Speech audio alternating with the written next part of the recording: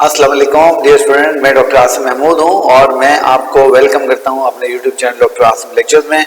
और जनाब अली, मैंने आपके साथ एक सिलसिला शुरू किया है और वो सिलसिला ये है कि मैं आपके साथ पीएमसी के सिलेबस के मुतालिक और पीएमसी के सिलेबस के मुताबिक जो इम्पॉर्टेंट चैप्टर्स हैं जो पीएमसी के सिलेबस में शामिल हैं उनके एमसीक्यूज को डिस्कस करूंगा।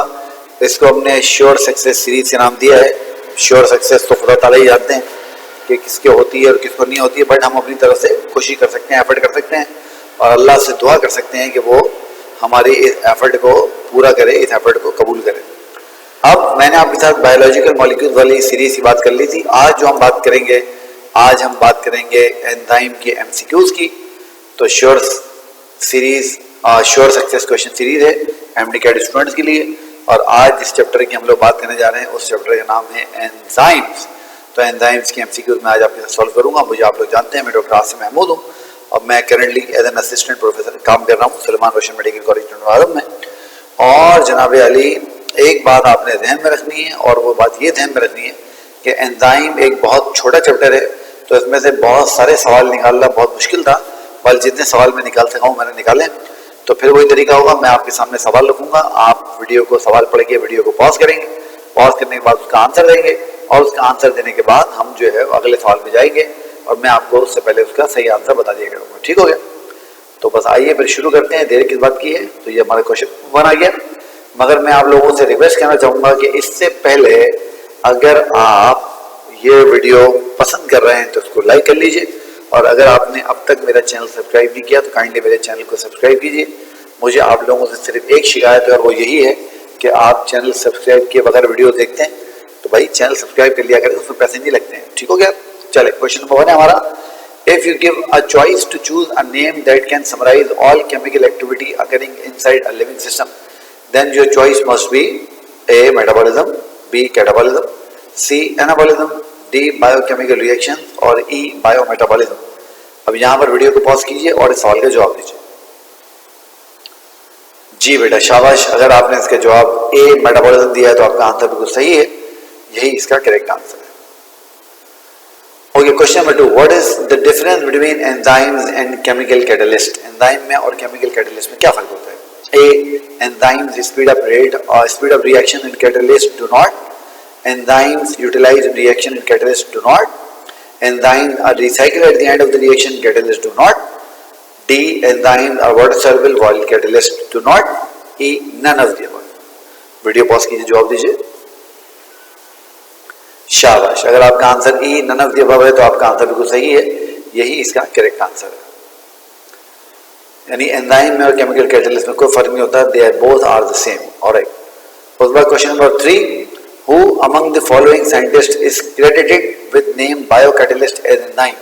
यानी ये जो साइंटिस्ट के नाम लिखे हैं इनमें से कौन था जिसने एंजाइम को एंजाइम का नाम दिया? A, Sydney Altman, D, Thomas Cech, C, Frederick Wilhelm Kuhne, D, Emil Fischer, E, Daniel Koshland. जी वीडियो पॉज कीजिए और जवाब दीजिए। शाबाश। अगर आपका आंसर सी है तो आपका आंसर बिल्कुल दुरुस्त है और यही इसका करेक्ट आंसर है।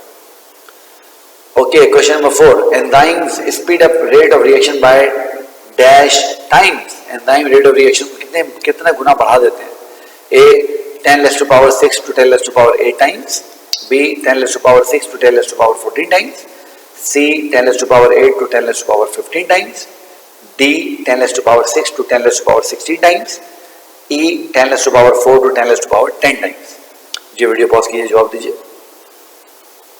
शाबाश। अगर आपका आंसर बी है तो आपका आंसर बिल्कुल करेक्ट है। एंजाइम रेट ऑफ रिएक्शन को 10⁻6 से लेकर 10⁻14 तक स्पीड अप करने की एबिलिटी और सलाहियत रखते हैं। Okay, question number 5, during a practical class of biochemistry, a lab instructor performing a test in which she added an enzyme to speed up proceedings. एक लैब में एक लैब इंस्ट्रक्टर खातून थी, वो एक रिएक्शन कर रही थी, उन्होंने एंजाइम को रिएक्शन को स्पीड अप करने के लिए एंजाइम उसमें ऐड किए। She told her students that all enzymes were considered as protein molecules until discovery of a unique class of enzymes called। उन्होंने बताया बच्चों को कि सारे एंजाइम एक ज़माने से माना जाता था प्रोटीन होते हैं, फिर एक बड़ी इंटरेस्टिंग क्लास एंजाइम की डिस्कवर हुई जो कि कौन सी थी? ए, अमाइलेज, बी, प्रोटीएज, सी, लाइपेज, डी, राइबोजाइम्स या ई, आइसोमरेज। जी वीडियो पॉज कीजिए, जवाब दीजिए। शाबाश। अगर आपका आंसर डी राइबोजाइम है तो आपका आंसर बिल्कुल सही है। आपको पता है कि राइबोजाइम्स आरएनए के बने हुए एंजाइम होते हैं, दे आर नॉट प्रोटीन्स, और ये स्पेशल क्लास है जो कि एंजाइम की डिस्कवर हुई है। ओके, क्वेश्चन नंबर 6 है, in a chemical reaction in which starch is converted into maltose by amylase, amylase is required in, एक केमिकल रिएक्शन हो रहा है इसमें आप स्टार्च को अमाइलेज माल्टोज में कन्वर्ट कर रहे हैं, और ये अमाइलेज एंजाइम के काम कर रहा है। तो अमाइलेज आपको रिएक्शन में कितना चाहिए? ए स्मॉल अमाउंट में, बी लार्ज अमाउंट में, सी मॉडरेट अमाउंट में, D not required at all, या ई में और में नॉट रिक्वायर्ड। जी वीडियो पॉज करके जवाब दें इसका। शाबाश। अगर आपका आंसर ए स्मॉल अमाउंट है तो आपका आंसर बिल्कुल सही है, क्योंकि केमिकल रिएक्शन कोई भी हो उसमें कैटलिस्ट ये जो एंजाइम होते हैं वो बहुत ही स्मॉल अमाउंट के अंदर रिक्वायर्ड होते हैं। शाबाश। Okay, question number 7, Sidney Altman in his discovery of ribozymes along with Thomas Cech received Nobel Prize and it stated that ribozymes are chemically made up of, यानी सिडनी ऑल्टमैन और Thomas check ने जब ribozyme discover किए तो उनको उसको Nobel award मिला, और उन्होंने हमें बताया कि राइबोजाइम प्रोटीन के तो बने हुए नहीं होते, मगर वो किस चीज के बने होते हैं? ए प्रोटीन्स, बी कार्बोहाइड्रेट्स, सी लिपिड, डी आरएनए, या ई डीएनए। जी वीडियो पॉज करें, उसके जवाब दीजिए। शाबाश बेटा। अगर आपका आंसर डी आरएनए है तो आपका आंसर बिल्कुल दुरुस्त है, क्योंकि राइबोजाइम्स आरएनए के बने हुए होते हैं। Okay, question number 8, enzymes can work in, enzyme किस चीज में काम कर सकते हैं? A living systems only, B non living systems only, C both living and non living systems, या डी नीदर लिविंग और नॉर नॉन लिविंग सिस्टम। जी वीडियो पॉज कीजिए, जवाब दीजिए। जी बेटा शाबाश। अगर आपका जवाब सी है तो आपका आंसर बिल्कुल सही है, क्योंकि enzymes in vitro and in vivo, यानी लिविंग सिस्टम के बाहर और लिविंग सिस्टम के अंदर दोनों जगह एफिशिएंटली काम कर सकते हैं। शाबाश। Okay, question number 9. Ice has less density than water, so it floats on surface with water. This will make sure that dash of aquatic life during extreme winter. तो ये पुराना वाला जो है हमारा सवाल रिपीट हो गया। आपको पता है इसका आंसर सी सर्वाइवल है, तो ये पुराना वाला क्वेश्चन रिपीट हो गया। चले कोई बात नहीं। क्वेश्चन नंबर 10 देखते हैं। Lysosomal enzymes produced and worked inside the cell, so they belong to which class of enzymes? यानी लाइसोसोमल एंजाइम बनते भी सेल के अंदर है, काम भी सेल के अंदर करते हैं। तो आपको अगर कहा जाए कि इनको फिट करें तो आप इनको कहाँ फिट करेंगे? ए एक्सो एंजाइम में, बी सेल्यूलर एंजाइम में, सी एंडो एंजाइम में, डी साइटोप्लाज्मिक एंजाइम में, या ई प्रोटोप्लाज्मिक एंजाइम में। जी वीडियो पॉज करें, जवाब दें। शाबाश बेटा। अगर आपका आंसर सी एंडो एंजाइम है तो आपका आंसर बिल्कुल सही है, क्योंकि वो एंजाइम जो सेल के अंदर काम करते हैं उनको हम इंट्रा सेल्यूलर या एंडो एंजाइम जो है वो कहते हैं। ठीक है बेटे। तो अब तक आपको अगर बेटा ये सवाल जवाब पसंद आ रहे हैं, वीडियो आपको पसंद आ रही है, तो काइंडली इसको लाइक कर लें जल्दी से, अपने दोस्तों को भी इस बारे में बताएं, और अगर आपने चैनल अब तक सब्सक्राइब नहीं किया तो काइंडली बेटा चैनल जरूर सब्सक्राइब करें। चले question number 21, question number 11 sorry. Molecular weight of protein range from A 1000 to 10,000, B 10,000 to 550,000, C 10,000 to 100,000, D 10,000 to 1 million, D 100,000 to 1 million। जी यहाँ आंसर होगा बेटा, इसका वीडियो पॉज करें, जवाब दें। जी बेटे शाबाश। अगर आपने इसका आंसर सी 10,000 to 100,000 दिए तो आपका आंसर बिल्कुल सही है, well done. Okay, question number 12, digestive enzyme produced by stomach can be placed in which category? यानी वो डाइजेस्टिव एंजाइम जो कि स्टमक बनाता है उसको आप किस कैटेगरी के अंदर प्लेस कर सकते हैं? A exo enzyme, B cellular enzyme, C endo enzyme, D nuclear enzyme, या ई साइटोप्लाज्मिक एंजाइम। जी वीडियो पॉज करके जवाब दीजिए इसका। शाबाश। अगर आपका आंसर बेटा ए एक्सो एंजाइम है तो आपका आंसर बिल्कुल सही है, क्योंकि वो एंजाइम जो कि सेल के बाहर निकले काम करते हैं उनको हम एक्सो एंजाइम्स कहते हैं। Okay, question number 13, you studied different structure of protein based upon structure of amino acid, what structure of protein found in enzyme molecule? यानी आपने चैप्टर नंबर, जिससे पहले वाला चैप्टर था बायोलॉजिकल मॉलिक्यूल वाला, उसमें पढ़ा था कि प्रोटीन की 4 स्ट्रक्चर होते हैं, प्राइमरी, सेकेंडरी, टर्शियरी, क्वाटरनरी। तो जब आप एंजाइम को देखते हैं तो एंजाइम में से कौन सा स्ट्रक्चर जो है वो शो करते हैं? A primary and secondary structure, B secondary and tertiary structure, C primary and tertiary structure, D tertiary and quaternary structure, या E secondary and quaternary structure. जी बेटा वीडियो पॉज करें, जवाब दें। शाबाश बेटा। अगर आपका answer D tertiary quaternary structure है तो आपका आंसर बिल्कुल दुरुस्त है, शाबाश।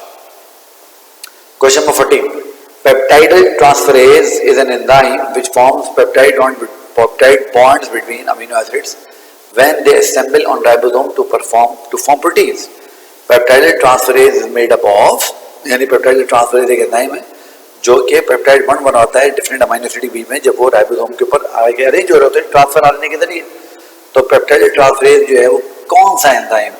ए protein enzyme, B conjugated molecule, C carbohydrate, D ribonucleic acid या ई लिपिड्स। जो वीडियो पॉज कीजिए, जवाब दीजिए इसका। शाबाश, अगर आपका आंसर डी राइबोन्यूक्लिक एसिड है तो आपका आंसर बिल्कुल सही है। पेप्टाइड ट्रांसफरेज बेसिकली राइबोजाइम है और राइबोजाइम आपको पता है आरएनए के बने हुए होते हैं। Okay, active site has dash structure. जो एक्टिव साइट होती है एंजाइम की उसका जो स्ट्रक्चर होता है कैसा होता है? A uni dimensional structure, B 2 dimensional structure, C 3 dimensional structure या डी नॉन डायमेंशनल। ये वीडियो पॉज करें, जवाब दें। शाबाश बेटा, अगर आपका आंसर 3 डायमेंशनल है तो आपका आंसर बिल्कुल दुरुस्त है। Okay, question number 16. An instructor was demonstrating shape of enzyme to her students.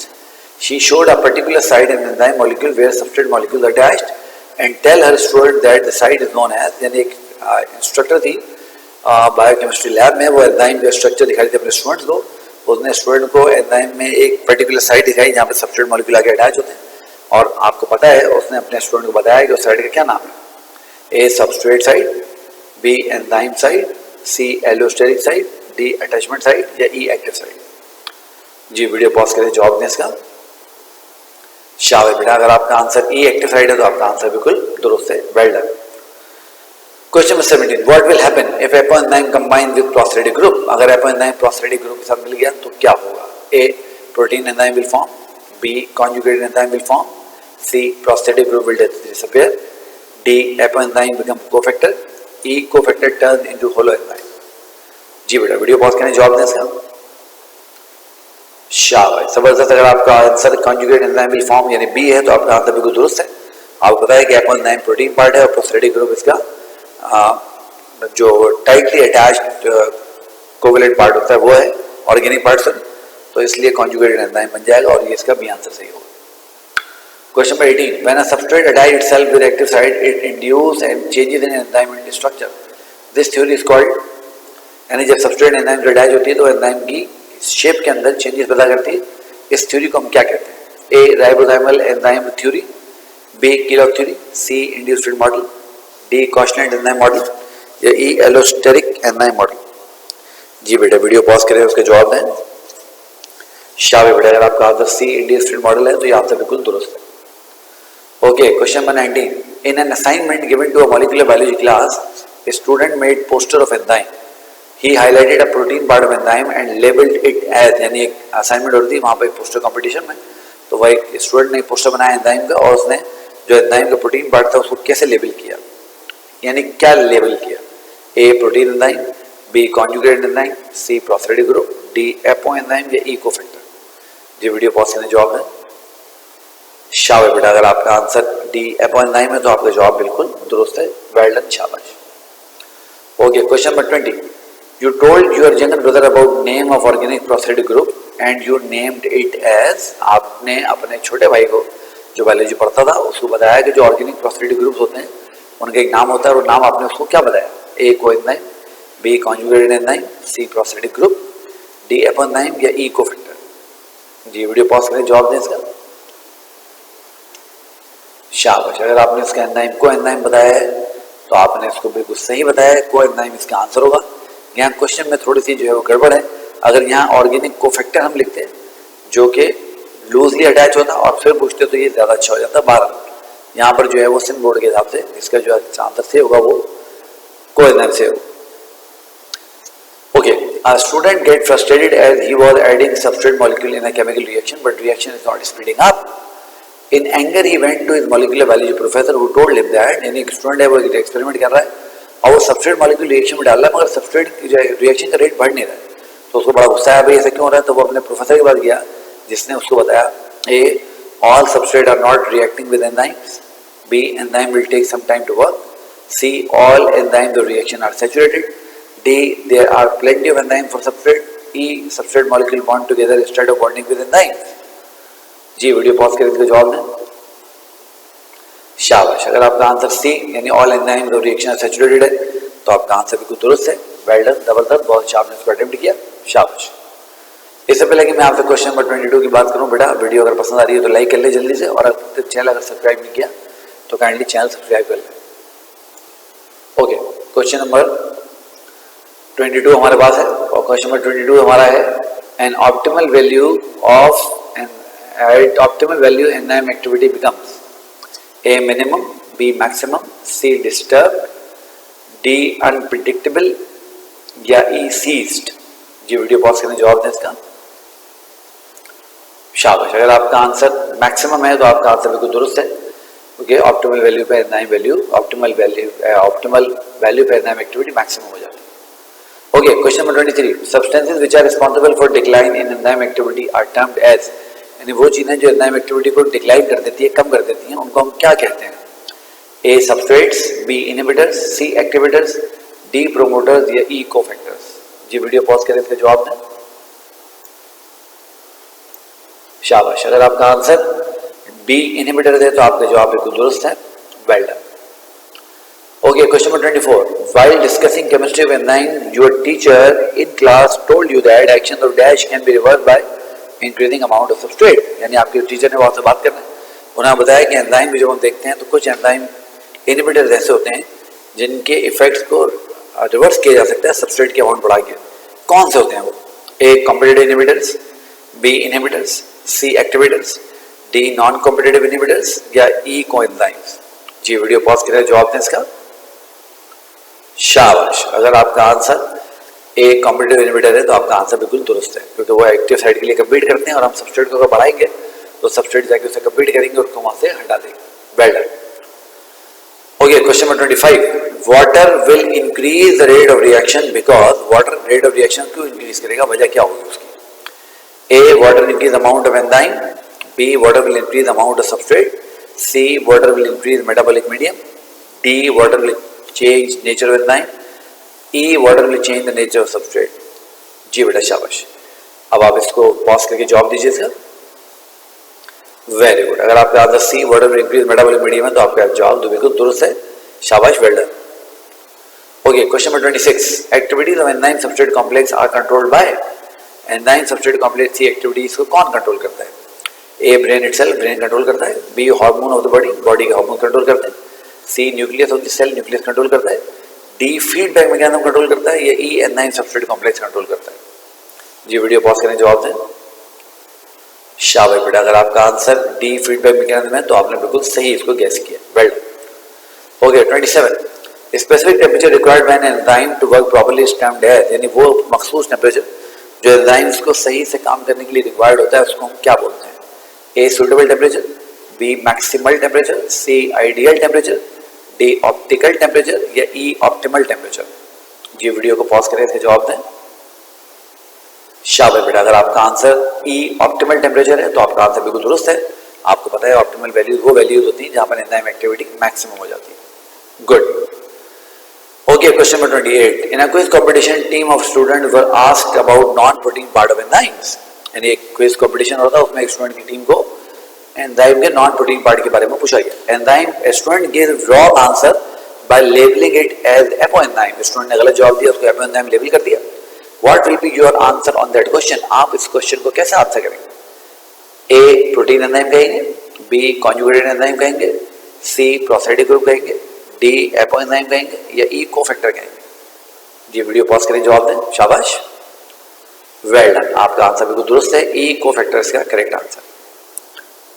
Okay, 29, our teacher in his class told his student that it would take many days for a meal we take to digest by our body, but it digested within few hours due to the presence of, यानी हम जो खाना खाते हैं उस्ताद ने शागिर्दों को बताया कि उसको कई दिन लग जाएंगे हजम होने में, मगर ऐसा नहीं होता, वो चंद घंटों में हजम हो जाता है। ये किसका कमाल है?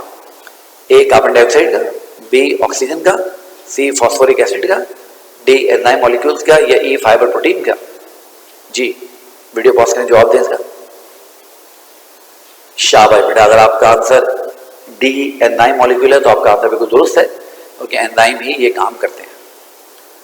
Alright, question number 30, a student wonder how enzyme increases the rate of chemical reaction.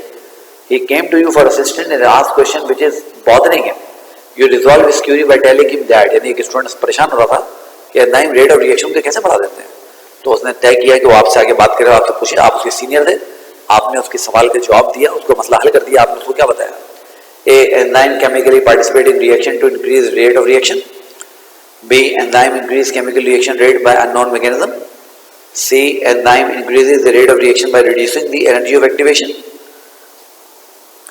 D.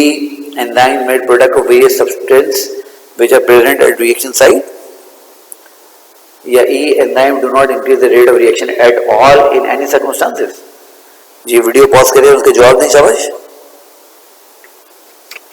शाबाश बेटा। अगर आपका answer C enzyme increase the rate of reaction by reducing energy of activation है, तो आपने अपने जूनियर स्टूडेंट को बिल्कुल सही गाइड किया है। वेल डन, शाबाश। Okay, to trigger a chemical reaction particular amount of energy is required. That triggering amount of energy is known as. Question number 31 में आपसे पूछा जा रहा है किसी भी रिएक्शन को चलाने के लिए एक पर्टिकुलर अमाउंट ऑफ एनर्जी की जरूरत होती है, उस पर्टिकुलर अमाउंट ऑफ एनर्जी को क्या कहा जाता है? A. Reactivation energy, B. Activation energy, C. Chemical energy, D. Metabolic energy या ई. Biochemical energy. ये वीडियो पॉज करने जवाब दें। शाबाश। अगर आपका आंसर बी एक्टिवेशन एनर्जी है तो आपका जवाब बिल्कुल दुरुस्त है। Well done. Okay, question number 32। All enzymes are produced in, सारे के सारे एंजाइम कहाँ बनते हैं? ए. डाइजेस्टिव सिस्टम में, B. Cytoplasm only, C. Nucleoplasm only, D. Protoplasm या ई. ब्लड। ये वीडियो पॉज करने के जवाब दें। जी बेटा, शाबाश, वेल डन। अगर आपने इसका जवाब डी प्रोटोप्लाज्म दिया है तो आपका जवाब बिल्कुल दुरुस्त है।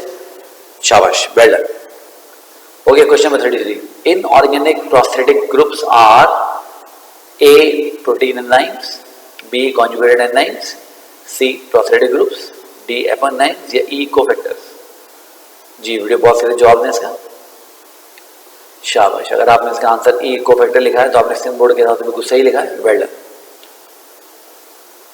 Question number 34. Enzymes which are made up of protein only are termed as simple enzymes or, यानी जो एंजाइम सिर्फ प्रोटीन के बने होते हैं उनको हम सिंपल एंजाइम के अलावा और क्या कह सकते हैं? A. Proteo enzyme, B. Coenzyme, C. Holo enzyme, D. Apo enzyme या ई. कोफैक्टर। जी वीडियो पॉज करके जवाब दें। शाबाश। अगर आपका आंसर ए. प्रोटियो एंजाइम है तो आपने बिल्कुल सही जो है इसका जवाब दिया है। वेल डन, शाबाश। Okay, question number 35. You were in a school for awareness campaign where a student asked you that why we human beings have temperature of 98.6 degree Fahrenheit. Your reply will be, यानी आप एक medical student थे, आप एक campaign करने के लिए किसी स्कूल में गए बच्चों से बात करने के लिए। वहाँ पे एक बच्चे ने आपसे पूछा कि भाई अंकल आप तो डॉक्टर हैं, आप बताइए कि हमारी बॉडी का टेम्परेचर 98.6 या 37 degree Fahrenheit Celsius 98.6 degree Fahrenheit क्यों होता है? आपने इसका जवाब क्या देंगे उसको? A. Because it is our optimal value for enzymes. B. Because blood do not clot at this value. C. Because brain need that temperature. D. Because heart beat well at this value. E. Because there is no proven scientific reason for that. जी video pause करें, जवाब दें। शाबाश बेटा। अगर आपका answer A है कि आपके एंजाइम का ऑप्टिमल वैल्यू है तो आपका जवाब बिल्कुल दुरुस्त है। Well done. तो बेटा यहाँ तक आपने वीडियो देखी है। अगर आपको वीडियो पसंद आ रही है, सवाल पसंद आ रहा है तो काइंडली बेटा वीडियो को लाइक करें, अपने दोस्तों के साथ भी कुछ शेयर करें और चैनल को सब्सक्राइब करें। ठीक है बेटा, चला आगे चलते हैं। Okay, question number 36। Chemical which compete with substrate molecule for active site are known as, यानी वो केमिकल जो कि एक्टिव साइट के साथ कम्पीट करते हैं एक्टिव साइट के लिए, उनका नाम क्या है? A. Non competitive inhibitors, B. Inhibitors, C. Activators, D. Competitive inhibitors या ई. कोफैक्टर्स। जी वीडियो पॉज करके जवाब दें। शाबाश शाबाश। अगर आपका आंसर कॉम्पिटिटिव इनहिबिटर डी है तो आपका आंसर बिल्कुल दुरुस्त है। Okay, in a field of wheat, your agricultural science teacher warned you about the use of pesticide because their actions cannot be reversed. यानी आप एक दौरे पे गए अपने स्कूल की टीम के साथ कुछ खेतों में और वहाँ पर जो आपके प्रोफेसर थे, जो एग्रीकल्चर के एक्सपर्ट थे, उन्होंने आपको समझाया कि आप जो है वो कीड़े मार दवाएं इस्तेमाल ना करें तो बेहतर है, क्योंकि एक्शन रिवर्स नहीं किए जा सकते। Okay, pesticide produce irreversible effect because they are. अब पेस्टिसाइड के इफेक्ट इरिवर्सिबल क्यों होते हैं? कि वो क्या होते हैं? ए. इनहिबिटर्स होते हैं, बी. नॉन कॉम्पिटिटिव इनहिबिटर्स होते हैं, सी. एक्टिवेटर्स होते हैं, डी. कॉम्पिटिटिव इनहिबिटर होते हैं या ई. कोएंजाइम होते हैं। जी वीडियो पॉज करें, जवाब दें। शाबाश शाबाश बेटा। अगर आपका answer B. Non competitive inhibitor है तो आपका जवाब बिल्कुल सही है, बी. नॉन कॉम्पिटिटिव इनहिबिटर्स का आंसर। ओके, तो ये हमारा लास्ट क्वेश्चन है आज के सेशन का, क्योंकि एंजाइम एक छोटा चैप्टर है, उसमें से बहुत सारे सवाल निकालना बहुत मुश्किल है, तो इसमें से मैं 38 क्वेश्चन निकाल सका हूँ आप लोगों के लिए। तो लास्ट क्वेश्चन है, phospholipid arrange together due to which property of water molecules, यानी फॉस्फोलिपिड जो एक साथ अरेंज हो जाते हैं, ये कौन सी प्रॉपर्टी है वाटर मॉलिक्यूल की उनको अरेंज करवाती है, ये भी पूछ लिया। उसका एक सवाल आ गया, हाई हीट कैपेसिटी ए, बी लो हीट वेपराइजेशन, सी हाइड्रोफोबिक एक्सक्लूजन, या डी बफरिंग एबिलिटी। ये वीडियो पॉज करें, जवाब दें। शाबाश शाबाश बेटा, सी हाइड्रोफोबिक एक्सक्लूजन का आंसर है।